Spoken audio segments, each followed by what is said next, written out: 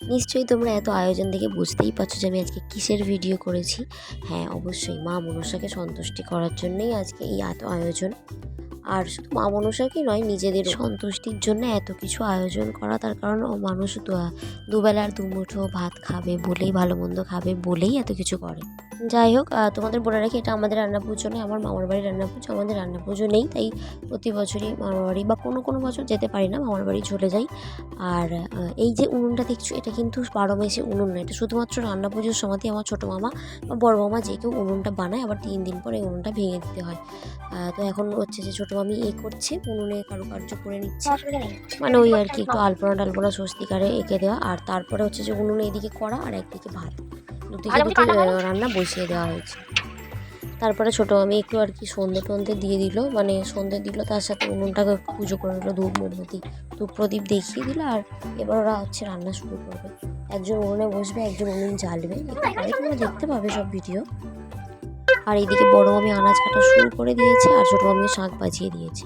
আর এইদিকে ছোটো মামি হচ্ছে উনুন ধরাতে শুরু করে দিয়েছে। তার কারণ নিয়ম হচ্ছে যে উনুন ধরাবে সে রান্নায় বসতে পারবে না, তাই ছোটো মামির উনুন ধরাবে, বড় মামি রান্না করবে। আর যে উনুন ধরাবে তাকে সারাদিন উপোস করে থাকতে হবে, মুড়ি টুড়ি খেতে পারে, কিন্তু ভাত আর কিছু খেতে পারবে না। আর মোটামুটি এখানে সমস্ত আনাজ কাটা হয়েই গেছে, কিছু কিছু বাকি আছে, ওগুলো করতে করতে হয়ে যাবে। আর প্রথমেই হচ্ছে যে ওরা চিচিঙা ভেজে নিচ্ছে, তারপর আরও সব হবে পরপর। তারপরে দেখলাম এক এক করে ঝিঙে, বেগুন, কুমড়ো এইসব ভাজতে ভাজতে দেখলাম ভাত হয়ে গেছে। আর ভাত হয়ে গেল, আর ওরা ভাত নামিয়ে নিল। এবার ওইদিকে অন্য কিছু হয়তো বসাবে।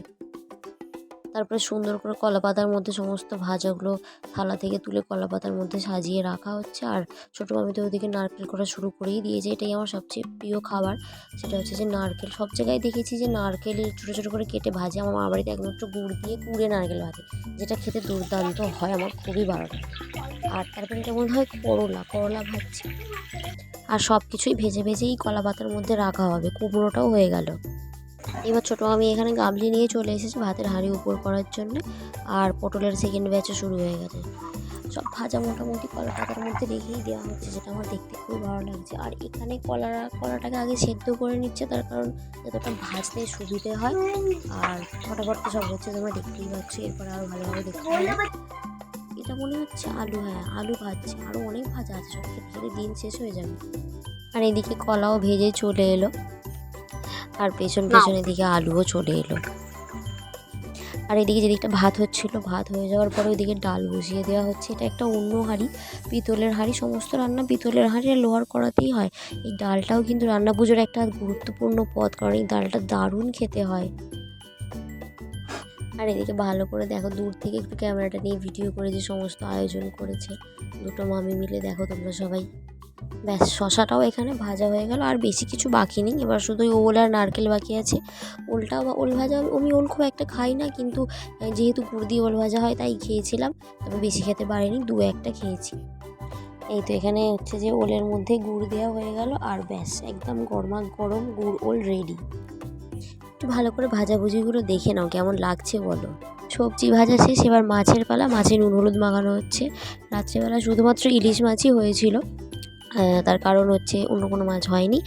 এরপরে তোমাদের জন্য চমক আছে, পরে পরে দেখতে পাবে, আগে দেখতে থাকো। ভিডিও এখন অনেক বাকি আছে। ও আচ্ছা, চিংড়ি মাছের টক হয়েছিল, আমি তো ওটা বলতে ভুলেই গেছি। এরপরেই আসছে ইলিশ মাছের পালা। আমি ইলিশ মাছ খেতে খুব ভালোবাসি, ইলিশ মাছের তেল খেতে আমি আরও বেশি ভালোবাসি। অপেক্ষা করছি কখন এই মাছগুলো ছেড়ে ইলিশ মাছের তেল বেরোবে, আর সেই তেল দিয়ে আমি ভাত খাবো। এই দেখো, দেখতে পাচ্ছ কত তেল বেরোচ্ছে, এরপর আরও তেল বেরোবে, সেই তেল দিয়ে আমি ভাত খাবো, সকালেও খাবো, রাতেও খাবো, দুপুরেও খাবো। আর মামিগুলো এত দুষ্ট, যেই আমি একটু এদিক ওদিক হয়েছি অমনি মাছের চালটাকে বসিয়ে দিয়েছে, আমাকে বলেও নি। আমার কত ভিডিওই করা হলো না, ভালো লাগে না। আর এই যে এখানে জ্যান্ত মাছের ঝাল হচ্ছে, এটা হচ্ছে ঠাকুরের জন্য, ওই জন্য একটাই মাছ দুভাগে ভাগ করা। আর এই যে একটা হাঁড়িতে ভাত বসছে, এটা আমরা সবাই রাত্রিবেলা খাবো, সেটা ছিল ঠাকুরের ভাত। আর এখানে হচ্ছে যে মাছের ঝালটাও হয়ে গেল ঠাকুরের, এগুলো সব এবার আলাদা করে সরিয়ে রাখা হবে ঠাকুরের খাবারপত্র, তারপর ঠাকুরকে দিয়ে তারপরে আমরা সবাই সব খাবার খাবো। এখানে এবার তেল, শুকনো লঙ্কা, জিরে, তেজপাতা এইসব দিয়ে এবার ডালটা সাঁতলানো হবে। এই যে ডাল এখানে রেডি হয়ে গেছে, আলাদা পাত্রে ঢেলে নেওয়া হচ্ছে, তারপরে একদম গরম কড়াই ঢেলে দিয়ে আর ডালটাকে সাঁতলে নেবে। আর এখানে কড়াই তেল ঢেলে কিছু একটা করবে, আমি ভুলে গেছি, আমার মনে নেই। দাঁড়াও, ভিডিওটা সামনে চলতে থাকে, তাহলে বুঝতে পারবে। ও বাবা গো, কত লঙ্কা দিচ্ছে! ও ভগবান, এত লঙ্কা খায় না এরা, আমাকে তো মেরেই ফেলবে মনে হচ্ছে। আমি একটা লঙ্কার তরকারি খাই।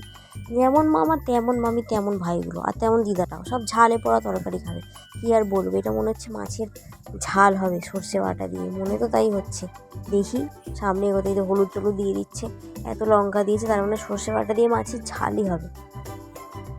ঠিক কেস করেছে, এই তো ইলিশ মাছ দিয়ে দিচ্ছে। এবার ইলিশ মাছ দিয়ে সর্ষে বাটা দিয়ে ঝালই হবে। আর এদিকে এখানে ডালটাকেও ঠাকুরের জন্য তুলে নিয়েছে। তারপরে এখানে সর্ষের তেল, শুকনো লঙ্কা আর জিরে ফোড়ন দিয়ে বড়ি দিয়ে দিল। আর বড়ি দেওয়ার পরে হচ্ছে কাটা কুমড়ো দিয়ে দিল। এবার বুঝতে পেরেছি আমি এটা হচ্ছে, তার মানে এবার টক হবে। চিংড়ি মাছের যে টকটা তখন ভেজেছিল চিংড়ি মাছটা, সেই টকটা হবে এবার। এই যে এর মধ্যে চিংড়ি মাছ দিয়ে চাপা দিয়ে দিল, আর তার খানিকক্ষণ পরে চাপা খুলেই ওই তেঁতুল গোড়া জলটা দিয়ে দিল। দিয়ে এবার হচ্ছে নুন হলুদ জল এইসব নানা রকমের দিয়ে এবার টকটা একটু পাতলা পাতলা করবে, টক রেডি হয়ে যাবে। বেশিক্ষণ ব্যাপার না, তাড়াতাড়ি সব রান্না হয়ে যাচ্ছে। সেই তো টক রেডি, আর নামিয়েও নেওয়া হলো। তারপর ব্যাস, এইবার চকচকে লোহার কড়াই এসে গেছে। এবার আমার প্রিয় খাবার সেটা রান্না হবে, নারকেল, যেটা নারকেল কুড়ে রেখেছে ছোটো মামি। কিচ্ছু তেল কিচ্ছু না, ডিরেক্ট কড়ার মধ্যে নারকেলগুলোকে সব দিয়ে দেবে, দিয়ে ওটাকে শুকনো কড়ার মধ্যে একটু টুকটুক করে নাড়াচাড়া করবে। তারপর গুড় দিয়ে গুড়ের সাথে ভালো করে মিক্স করা হবে নারকেলটাকে। দেখেইতেই তো কি ডেলিশিয়াস লাগছে। এটা খেতে যা দারুণ খেতে হয়েছিল, সেটা তো আমি একমাত্র বলতে পারবো, তোমরা কেউ বলতে পারবে না। নিজেরা ঘরে যদি বানিয়ে খাও তবে বলতে পারবে। আমি তো এবেলা ওবেলা দুবেলা 3 বেলা ধরে এটা দিয়েই শুধু ভাত খেয়েছি, আমার এত পছন্দ হয়েছে। আর এখানে আমাদের ভাতটাও হয়ে গেছে, তাই ছোটো আমি ওটা নামিয়ে নিচ্ছি। রান্না প্রায় সব তাড়াতাড়ি হয়ে গেছে, সেরকমও সময় লাগেনি।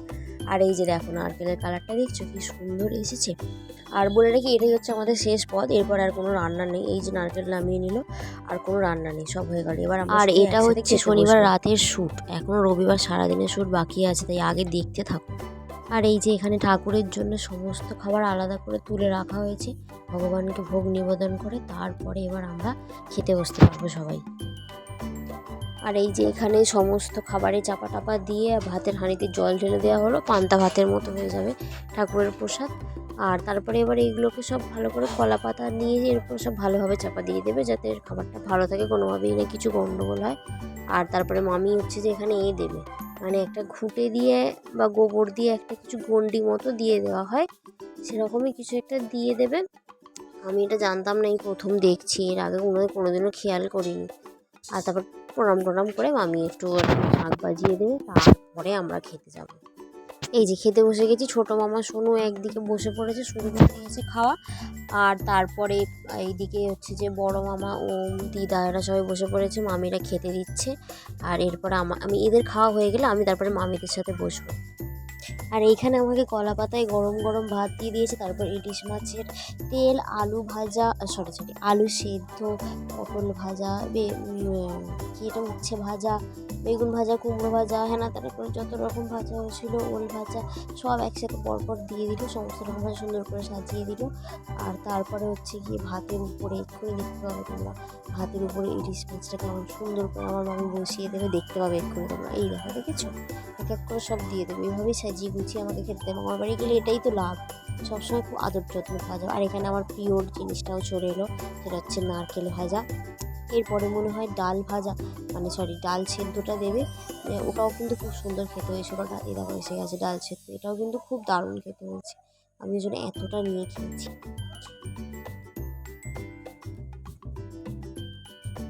গুড মর্নিং সবাইকে, তাড়াতাড়ি সবাই ঘুম থেকে উঠে পড়ো। এই হচ্ছে রবিবারের সকাল, যেটা আমি তোমাদেরকে এতক্ষণ বলছিলাম যে তোমাদের জন্য কিছু একটা চমক আছে, সেটা হচ্ছে এইখানেই। সেটা হচ্ছে এই জন্যই এটা হচ্ছে ওদের নিজেদের পুকুর, আমাদের সেখান থেকে হচ্ছে মাছ ধরা হয়, যেটা এসে আর সেই মাছই রান্না করে খাওয়া হয়। ওই জন্যই রাত্রিবেলা ইলিশ মাছ ছাড়া অন্য কিছু রান্না হয়নি, কারণ পরের দিন সকালে পুকুর থেকে ধরে মাছ রান্না হবে। এবার অন্য যদি ইলিশ মাছ প্রয়োজন হয় তখন কেনা হয়, আর নাহলে ওদের পুকুর থেকেই মাছ ধরে রান্না হয়। এবছরও তাই হয়েছে, প্রতি বছরের মতো। আর এই যেখানে চবলা দুটো কি করছে, কি নিয়ে চলে আসছে বালতি করে জানি না, নিয়ে তো আসছে, এবার এলে দেখা যাবে, দেখি ওরা কি করছে। এই যে এই মাছ ধরে নিয়ে এসেছে এরা, দেখো মাছগুলো কাটার পরে কি অবস্থা হয় দেখো। আর আমি সর্বপ্রথম মাছ কাটতে বসেছিলাম, কারণ ইলিশ মাছটা যেহেতু সকালেই নিয়ে চলে এসেছিলো, তাই আমি আগে মাছটা কাটতে বসে গেছি। তারপরে মামিরা সব পুকুরের ধরা মাছগুলো নিয়ে, আর এই যে ছেলেগুলো দেখো এখানে এই মাছগুলোকে ধরেছে ওরা, পুকুর ধারে গিয়ে এই সব করেছে, কিচ্ছু কাজের নয়। আর এই যে এখানে আমার সাথে সাথেই আমি যেমন ইলিশ মাছ ছাড়াচ্ছি, তেমন আমার সাথে সাথেই বড় মামি আর আমাদের পাশের বাড়ির আর একটা মামি, তারা সব এসে এখানে পুকুরের মাছগুলো সব পোনা মাছ না কি মাছ আমি ঠিক জানি না, বড় বড় সব কাটা পোনা জাতীয় মাছ, সব মাছ শুরু করে দিয়েছে ছাড়াতে। এই যে তেল পোঁটা আর সমস্ত মাছের পেটি, চাকা, লেজা, মুড়ো, বড় বড় মাছের বড় মুড়োর ডিম, সমস্ত কিছু এখানে কেটে ধুয়ে বেছে রেডি। আর এই যে এখানে চুনো মাছ একটা এনেছে, চুনো মাছ আমি খেতে ভালোবাসি, তাই এটা আমার জন্য কিনে নিয়ে এসেছে চুনো মাছ। সমস্ত কেটে রেডি, এবার রান্নায় বসবো। আর দুপুরে রান্নার জন্য এখানে ছোটো মামি সমস্ত আনাজপত্র কাটা শুরু করে দিয়েছে, আর দিদা ওদিকে শাক আরে কাটতে শুরু করে দিয়েছে। এরপরে বড় মামি শুধু ঠাকুরকে ভোগ দেবে, মানে উনুনটাই হচ্ছে ঠাকুর, উনুনকে খাবার দিয়ে দেবে, আর তারপরে আমরা খেতে পারবো, তারপরে রান্নায় বসবো।